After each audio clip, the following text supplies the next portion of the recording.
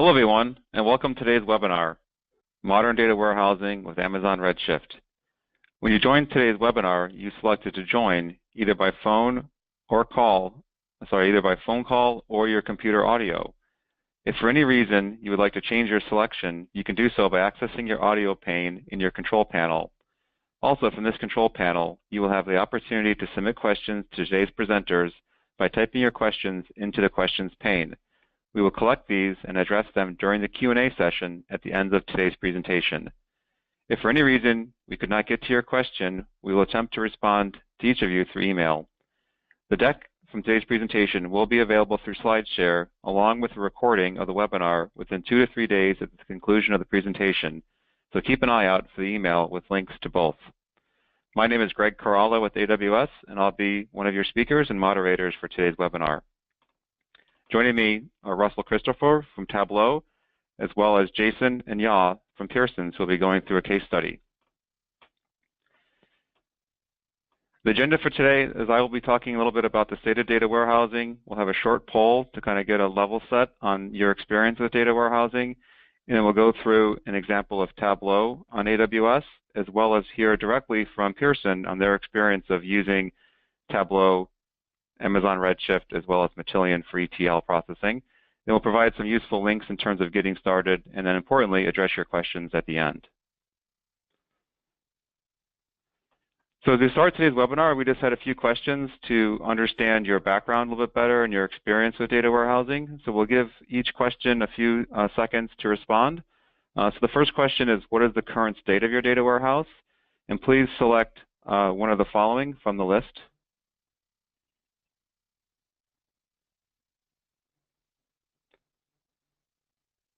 And we'll give everyone just a few more seconds to respond.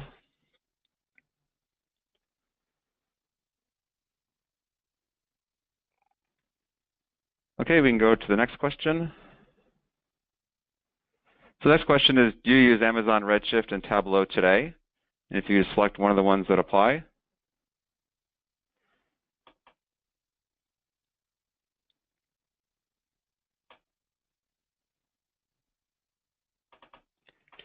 Great, and we'll just give everyone a few more seconds to respond.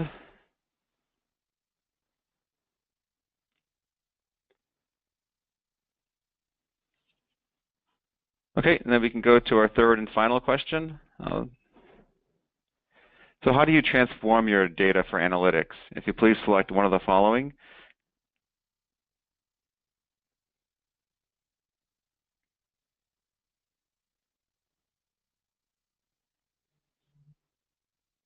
And just a few more seconds for this last poll question.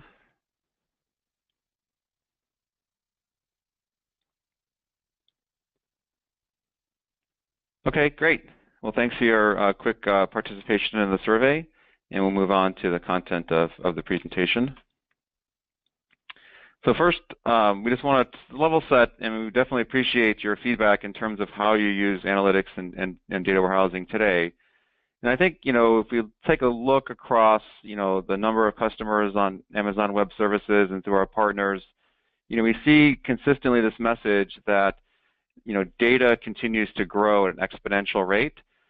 So traditionally in data warehousing, we looked at ERP systems, maybe our CRM system for sources of data transactions, but with the evolution of social media and log analytics and just new sources of data, that oftentimes the amount of data that grows has become either prohibitive or inability to load it into a state such that we can query it and visualize it through business intelligence tools. And so we want to have a view where we can have this combination of structured and unstructured data all served up through a single visual interface. And this is really where many of our customers are finding success with data warehousing today.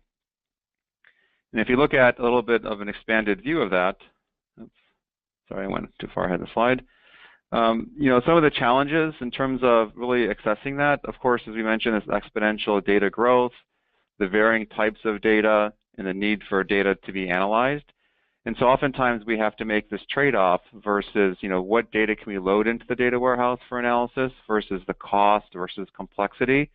And more we want to think about, how do we alleviate those particular bottlenecks and really, unlock the value of all of the data we have in our organization. And so we want to think about doing that by thinking about moving the data warehouse to the cloud, and more often, choosing Amazon Redshift as the platform for that data warehouse. And so if you're not familiar with Redshift, just a quick overview. So Redshift is a relational, massively parallel processing, columnar data warehouse. So it's kind of a mouthful, but essentially it's optimized for analytics. And you can start as small as 160 gigabytes and go all the way up to multiple petabytes of data, and you only have to pay for the capacity you're currently using, and you're not being locked into commercial software license terms, nor are you having to pre-plan for future usage, and so you can simply scale as your data needs grow and as your analytic needs grows as well. And just a few examples, we have customers in Japan, NTT Docomo, that's featured on our case studies, that has over 12 petabytes of data in a single Redshift cluster. And when they migrated from a legacy data warehouse, they saw over 10x improvement in terms of their query processing time. And I think it's important to think about scale. You might say, well, I don't have a petabyte of data today. But if you think about some of the information on previous slides, perhaps you will in the future. And so knowing that you can scale out based upon proven track record of success becomes oftentimes an important consideration when you're considering a cloud data warehouse. And of course, beyond just being able to scale, so start small, you can start very quickly within a matter of a few minutes, but importantly, Redshift itself is secure. And by this, we have a flexible set of encryption methods, fine-grained access control, the ability to integrate even with Active Directory or LDAP for your users.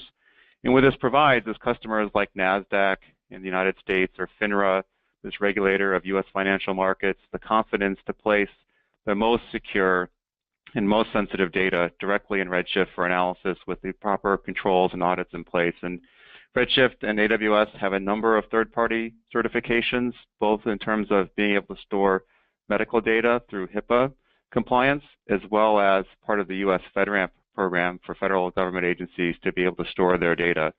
And we call those out because sometimes knowing that the Redshift itself has been through these rigorous third-party audits really provides confidence to customers to store all of their data within Redshift itself.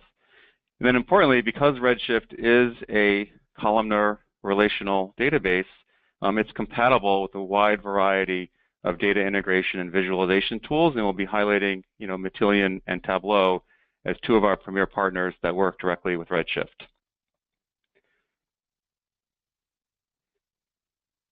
Sorry, I keep going ahead in the slides.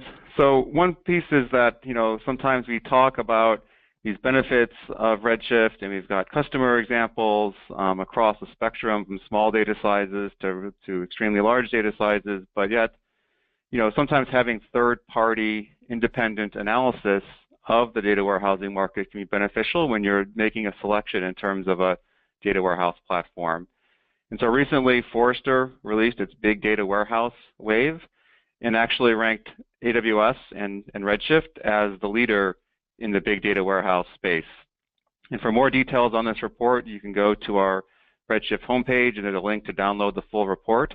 But I think what's interesting to call out is that Redshift has been a commercially available product for a little over 4 years and has rapidly gained adoption across thousands of customers across the global deployment of AWS regions in many different industries, from startups to financial services to healthcare, life sciences.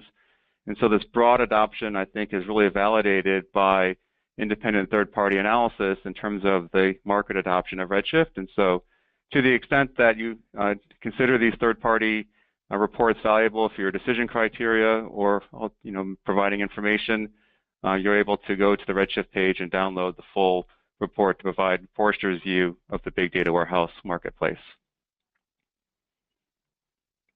Now, as you kind of understand a little bit of the positioning and some of the reasons why customers are looking at a cloud data warehouse and Amazon Redshift specifically, I think it's important just to understand a little bit of the architecture, and we'll go through some more details as we provide case studies from Pearson at the bottom half of this webinar. But the basic view is that we have sources of data, whether they're in the cloud in AWS, or they could be on-premise, they could be social media, third-party sources, but you're able to then extract the data from the individual sources and then transform it using an ETL tool like Matillion, and then load it into the Redshift data warehouse. And this process is not just combining the data, transforming it for analytics, but then providing it in an optimized format to get super fast query performance. And oftentimes, Amazon S3 becomes an important staging area for these files. So in some cases, you might be loading files directly into S3 and then using a service like Matillion to integrate it into Redshift. But now with the advent of a feature of Redshift called Spectrum, you can actually query data on S3 directly. So of course, Redshift being an MPP columnar database provides a native data format within Redshift database itself that is optimized for complex SQL, for joins, for many hundreds, if not thousands of BI analysts accessing the Redshift database. But now you might have a larger set of data sitting on S3 that doesn't make sense to transform and load it into the data warehouse, but maybe I want to keep it in its native format, and it could be something like a CSV file. If you're familiar with the Apache ecosystem, it could be a Parquet file or ORC file, these different file formats. And now with Redshift Spectrum, you can simply create an external table to the Redshift database and query directly the data that sits on S3.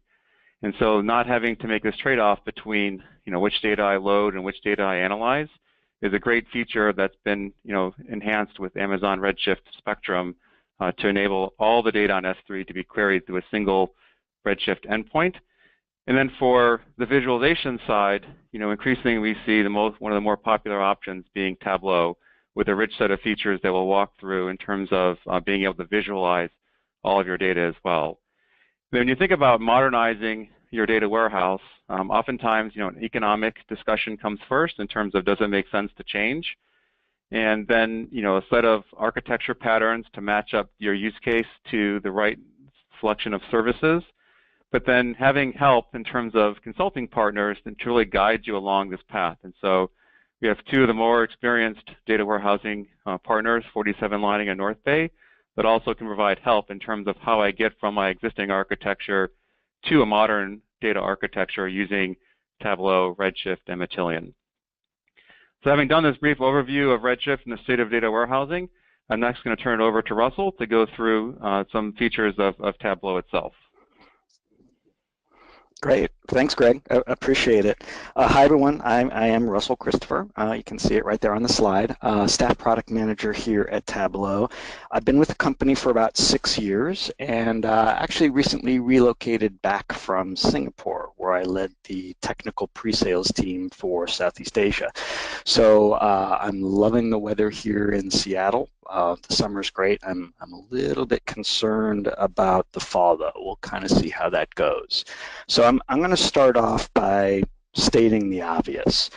Tableau customers, they love their Redshift. I'm showing you a little bit of data from Tableau Online. This is our software as a service product. And you can see that the #1 cloud native data source that is in use by our customers is Redshift. That's followed by MySQL and Postgres, and I suspect that there's more than a little bit of RDS sprinkled into those bars as well. This is not a really big surprise because we've partnered deeply with AWS for some time. We began with connectors to RDS, for example, MySQL and Postgres. The Redshift connectivity has been part of our product since just about the time I actually joined Tableau.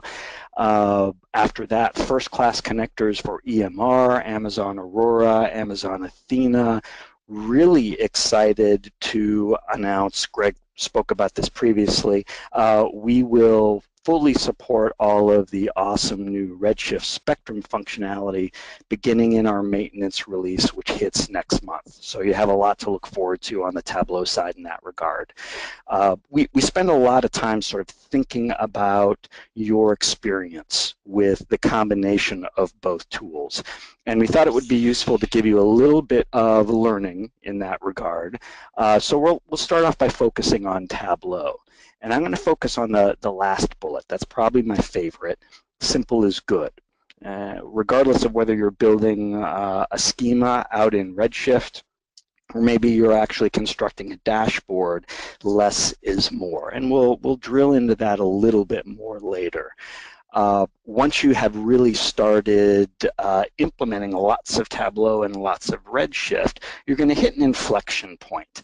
And at that point, that generally is when you want to start dialing down Wild West in terms of analytics, and you want to begin curating dashboards. In other words, don't just throw everyone at Redshift. Actually create some dashboards that are very performant, that can answer a lot of the questions that your users have. You might stand up a secondary Redshift cluster and use that for ad hoc analytics, but you don't want hundreds and hundreds of queries hitting Redshift. And then we'll finish off with something for IT.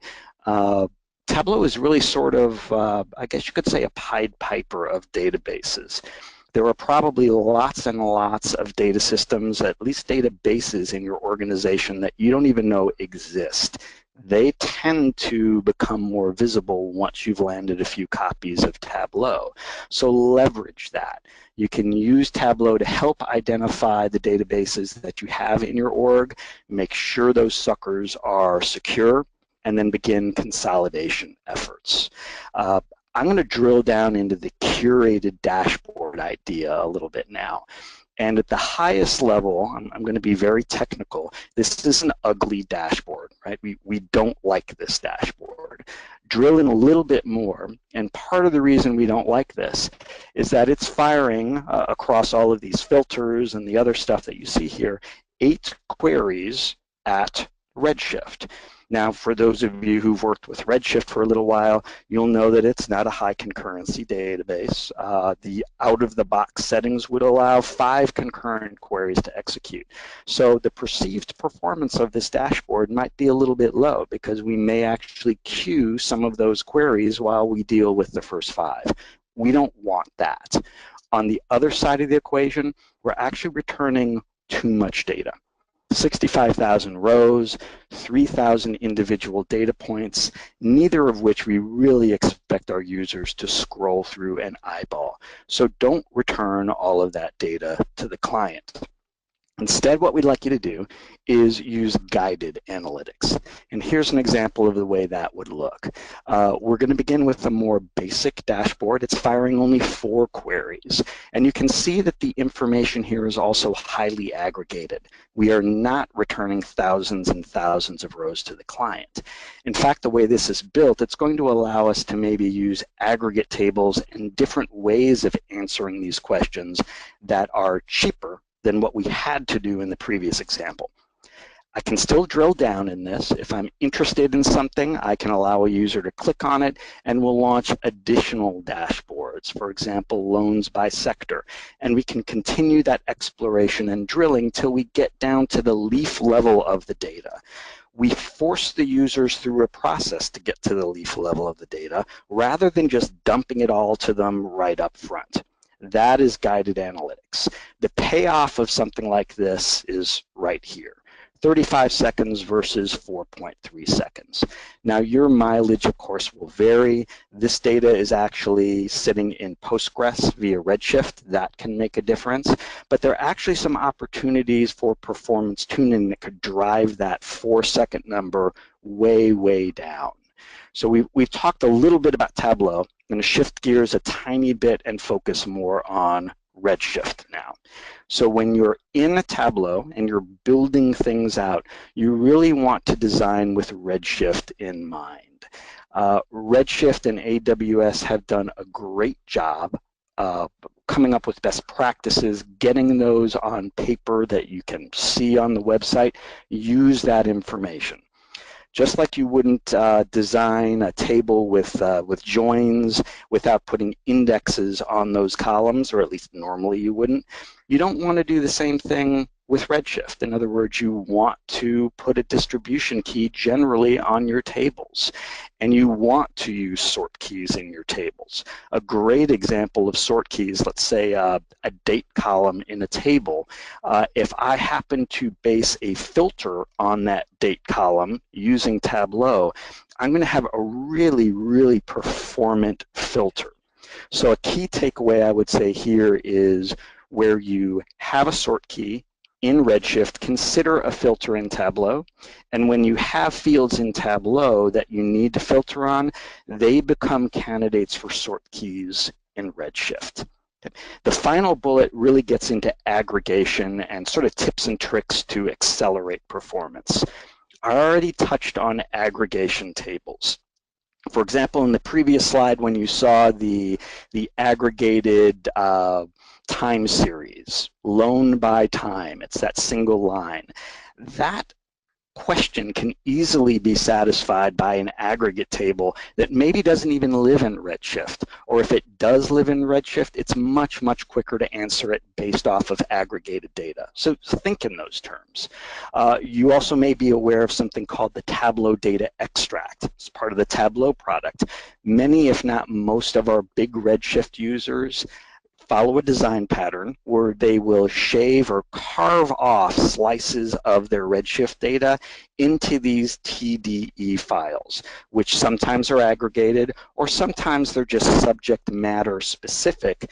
But the takeaway is you're going to have a much faster response time on queries when you're hitting the TDE files. So consider using one or both of these techniques when you're building Tableau with Redshift.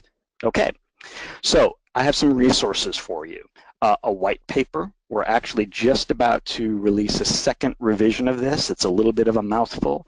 Tuning your Amazon Redshift and Tableau software deployment for best performance or better performance.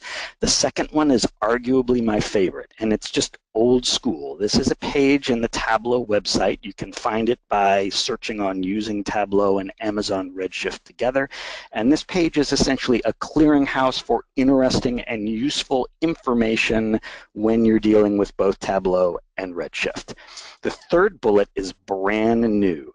This is the modern data warehouse on AWS Quick Start that we built with 47 lining. And essentially, what this does is it uses a CloudFormation script to stand up a Redshift cluster, an RDS instance, and a Tableau server. And it gives you the architecture around how to use all three of those together.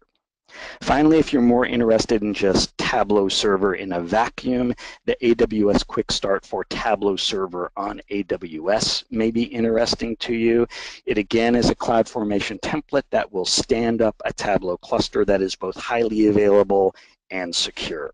So that's actually all I have for you today. I'm going to pass the mic over to the stars of our show, Jason and Yao. Great, thanks a lot, Russell. It's great to be here today, and I'm really excited to share with you all where we've been able to get to here at Pearson, because where we were about 3 years ago definitely wasn't pretty. I joined Pearson's product management organization in 2014 to build out a set of analytics products capabilities. Joining me today from Pearson is Yao Naraka, who is my counterpart in engineering. Yao is responsible for our entire next generation product platform, which incorporates the analytics ecosystem that we'll be talking about today. So by way of orientation to Pearson, I thought I'd give you guys a bit of some context.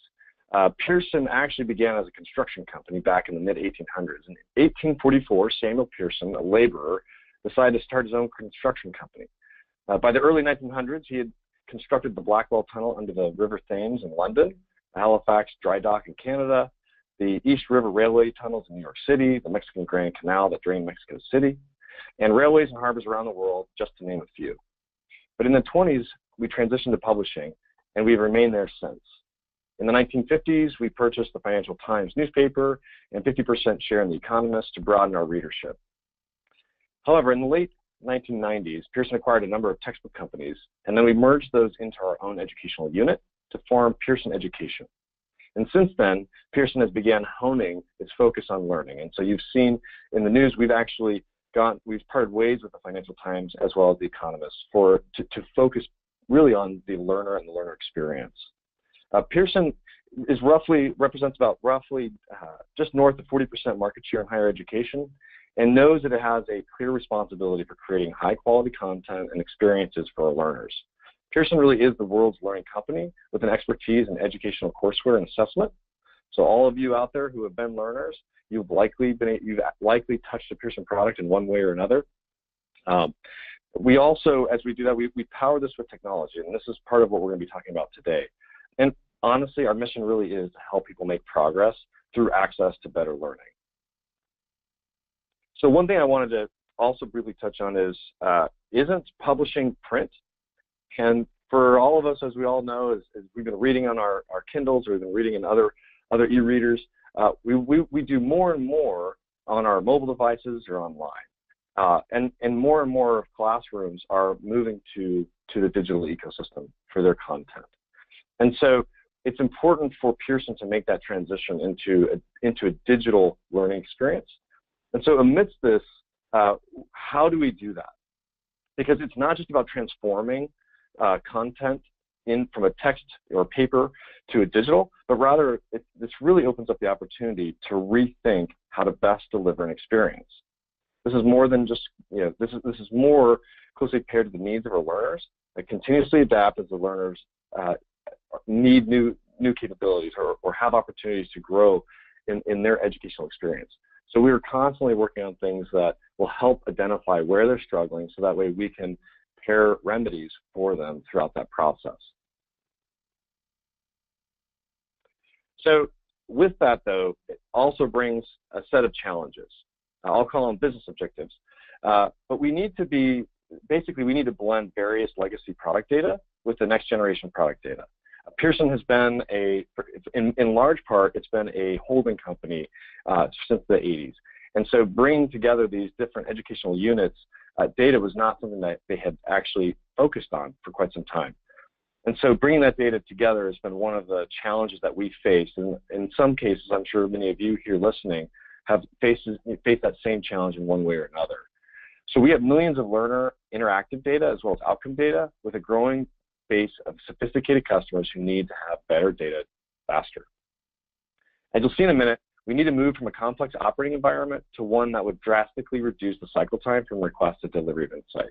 This is where we have really struggled at Pearson to be able to bring to bear a fast enough way of getting people the insight that they need. And which ultimately our goal is to help folks make evidence-based decisions rather than from their gut. And so being able to do that requires a reduced cycle time. We also have smart and motivated people across Pearson who need to be able to traverse that data based on their specific needs, whether a data scientist or an analyst. But we also need sources of truth while leaving it at that state that allows for us to be agile at the atomic level. And that I'll actually hit on a little bit later when we actually go through some of the demos. To pull this off, it required a vision that essentially evolved from all of these challenges and experiences that would become the genesis for creating the product analytics function here at Pearson. And so as we go into the kind of product analytics charter, one of the things that we realized is deriving timely, actionable insights for Pearson stakeholders is no longer a nice to have, but rather a critical dependency on Pearson's success. Product analytics is focused on developing an analytics landscape that enables product and content teams to make evidence-based decisions at scale in order to drive our company forward. We basically need to breathe life into these ones and zeros in a way that empowers everyone across the organization and across the spectrum of learning experiences with what they need to be able to make those timely and evidence-based decisions. And honestly, how do we derive what the narrative is? So I've been working closely with engineering over the last 3.5 years to do just that. And Yao is now going to share what the engineering journey has required. Thank you, Jason. In 2014, we formalized a new function for analytics to enable evidence-based decisions in near real time. This was to enable all business functions within Pearson to significantly enhance and streamline evidence-based decision-making. To fully realize this vision, we needed to break down the silos that existed between our products for both legacy and next-generation platforms. We had a mix of databases and data warehousing platforms, including but not limited to Oracle, Microsoft SQL Server, and archival data that we stored in AWS 3. We faced significant challenges in enabling access to these data sources for our analysts, data scientists, and business stakeholders, since the data was dispersed across multiple data centers, and also in S3, which wasn't easily queryable. I mean, and I'll add one thing here, Yao, too, is one of the areas that we really struggled with in product analytics is there's all this available data across our product events, but the only data that we actually had access to in 2014 was the sales and registration data. And the other thing that Yao mentioned that is probably pretty clear here is we didn't have access to some of the next generation actual product data. And so here we have this challenge where what we actually have access to is a simplified data warehouse that sat in an Oracle environment, but yet the opportunity was substantial. To solve, some of our early challenges, what Jason just described, we simplified access to legacy data stores by standardizing on replicas of existing database for our current generation products. To improve access to data stored in S3, we introduced a Hive cluster that was primarily populated through ETL jobs. The data in S3 came primarily from our next generation products that could stream data through Kafka messaging channel. Leveraging data access and resource management tools like Cubal, we could standardize access to information in the Hive tables for our data analysts through JDBC and ODBC. This allowed us to stage data before it was transformed into our Oracle data warehousing for general consumption. The Hive data stores were also used by data scientists and engineers for research purposes.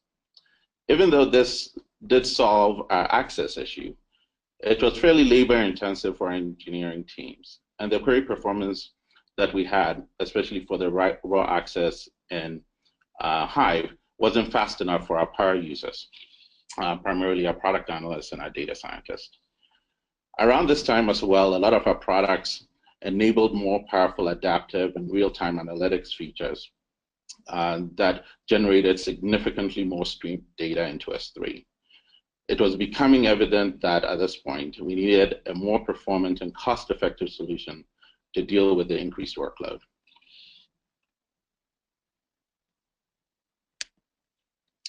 So to overcome these challenges, Redshift became an attractive option for us. It simplified getting data from S3 into a queryable state. It enabled transformations quickly and significantly simplified the tools engineers had to work with. We replaced our Hive clusters and ETL jobs with Redshift and standard queries. We piped data from both our legacy and next generation products into S3, and we could stage the data directly in Redshift and perform any transformations directly in Redshift. With direct integration between Redshift and Tableau, the data could be accessed immediately by product analysts and business stakeholders. Redshift made it seamless to scale up our data needs as our data needs changed. And more engineering talent was focused on delivering business value as opposed to managing clusters. So the one thing I'll also add here is you'll see in the bottom right-hand corners, this is when we established our Tableau Server. We had a pilot with a seat-based version where we essentially purchased a number of seats per server that we began using as a pilot or POC to see how effective that could be. I mean, and needless to say, with those seats, we quickly maxed that out, and we had a high level of interest in access. Because of the interactivity that Tableau allows, and for what Russell had talked about earlier around that guided analytics, coupled with the self-service element. So one of the things that our team is responsible for doing is essentially creating experiences and capabilities that other teams, like content teams, can go in. I'll show this in a little bit. Can go in and actually discover things that they would be looking for across the mountains or the Himalayan set of data that's there. And Tableau Server, this was our first kind of our kind of foray into establishing a capability for the broader organization. At this point, we had only left it available for product analytics, but going into 2017, we actually start broadening that publisher group from our group to other teams as more and more teams started using Tableau as their tool of choice to develop insights and ultimately that guided analytics.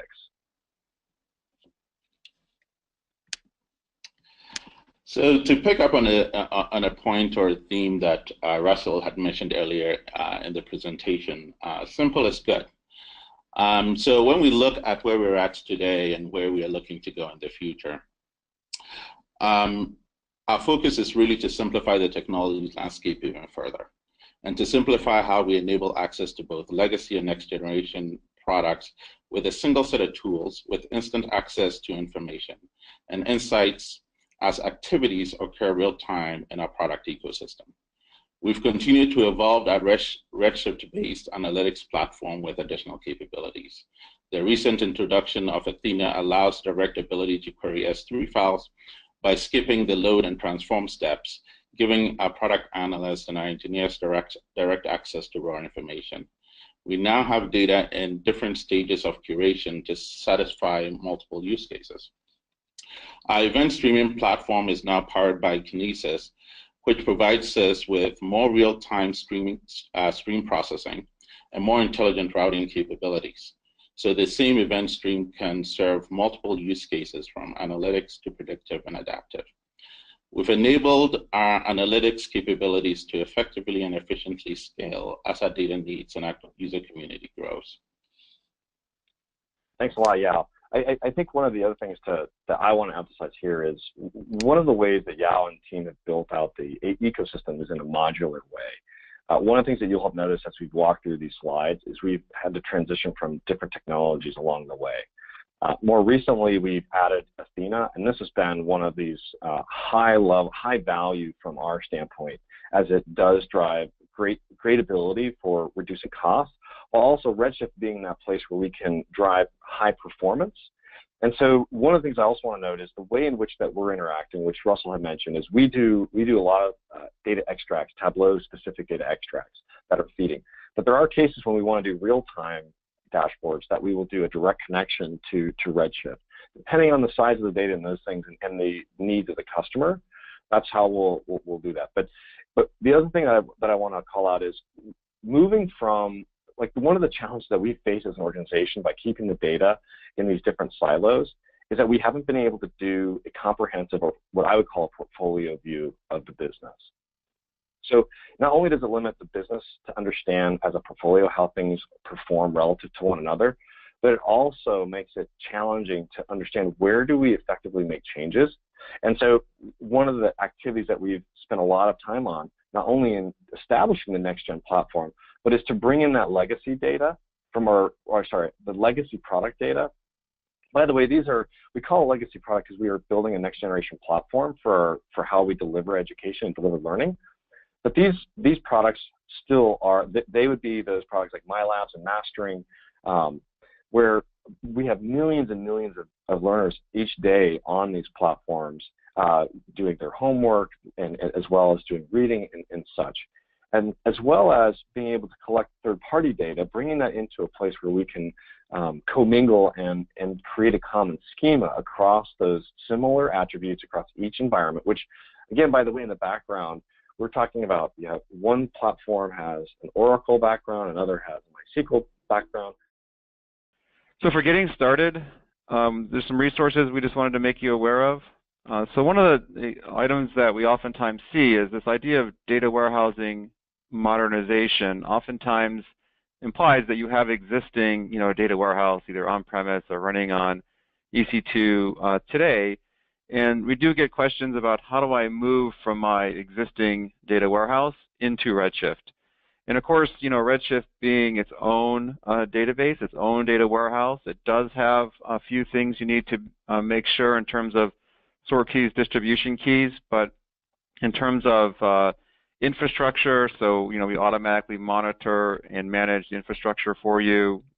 Patches, backups are all automated, but yes, you can move your schemas, you can move your existing reports over to Redshift, and to help accelerate that, or just to be able to provide an easy way to do an assessment of how easily you can move into Redshift, we have a service and a component that is freely downloadable called the Schema Conversion Tool that can look at your existing data warehouse and then make the target Redshift. And it'll give you an assessment in terms of the objects that can move into Redshift, some that might need manual intervention. And this is where, particularly our partners, 47 Lining and North Bay, can help provide guidance on that migration itself. So not only can the schema conversion tool take your existing schema and create a target schema within Redshift, it actually can extract the data as well. So if you wanted to do an evaluation to see if Redshift makes sense for your use case, you can use the schema conversion tool, point it to your existing data warehouse, extract the data fairly quickly into Redshift, and then start testing your use case. And so we've had a tremendous number of customers that have been using the schema conversion tool to actually do this assessment and to migrate into Redshift. So that's an option, where it makes sense for your use case to help with your evaluation. And in addition to that, we also have a number of quick starts and getting started guides. So, if some of the information you heard today sounds exciting and you wanted to get going quickly, you have the Getting Started guide that can provide more information in terms of using Matillion for data transformation with Redshift. There's a Quick Start guide to be able to help accelerate your usage of Tableau with Redshift, as well as we have a number of jump starts where if you wanted some assistance or help in terms of getting your proof of concept launched or a quick assessment of your existing analytic needs, both 47 Lining and North Bay have services that with links that we'll provide as part of the follow-up to get started. And really, one of the key points I hear from customers is that in a traditional on-premise world, and even with some of the ideas of traditional licensing models, this whole evaluation and comparison part can be daunting because we have to go through extensive checkboxes because at the end, we either have hardware arriving or, a lot of investment. And one of the great, components of Amazon Web Services and Redshift and these Quick Start guides is that, maybe a few hours or perhaps a few days, you can actually take some of your data and get it up and running. And there's no long-term commitments, there's no, commercial software terms you're being locked into. And so you can, very quickly assess how applicable these services are for your use case. And I think this is a great, powerful way to validate with your queries, with your cost assumptions, and then quickly validate that those are true. And then if they are, you can obviously scale to production. But maybe equally as important, if they don't meet your needs, you can turn it off and not have to pay for anything you're not using. So we definitely encourage you to start testing and being able to get access to this powerful set of tools to help modernize your data architectures. So I think we're at the end of the presentation, and we wanted to go through a few questions. I think I'll start from, this is Greg again from AWS, and so I've been answering some questions in the chat bar, but just wanted to summarize some of the common ones. And I think this is important that came out in the presentation from Pearson as well, is that when we think about modernizing your data warehouse, it doesn't mean take my existing monolithic architecture on-premise and put everything into a single Redshift instance, right? And so if you look at, and think about the architecture they presented, oftentimes it will be S3 plus Redshift plus potentially Athena that equal what you're doing in your data warehouse today. And there were questions about the differences between Athena and Redshift, and I mentioned Redshift Spectrum allows you to query data on S3 as well. And the guidance I usually provide is to think about, the concept of a data lake, or essentially a set of data that resides on S3. And then you have a choice in terms of the use case where if I'm doing data exploration, if I don't know the query patterns, if schema on read makes sense, if a fully serverless environment for super easy access to data is really the use case where I'm using Tableau or the analyst just knows SQL, then Athena makes perfect sense with a low pay-by-query serverless architecture. If I'm doing more traditional data warehousing where the schemas are relatively well known, where the access patterns are fairly well known, then extending your data warehouse to the data on S3 with Spectrum becomes an option as well. But fundamentally, we don't want to force you to place all of your data into one thing. We want to give you the option such that you start with your use case and the business justification, and then using a collection of independent yet highly connected services, in this case Redshift, Athena, and S3 to match the architecture to your use case and not forcing everything through one tunnel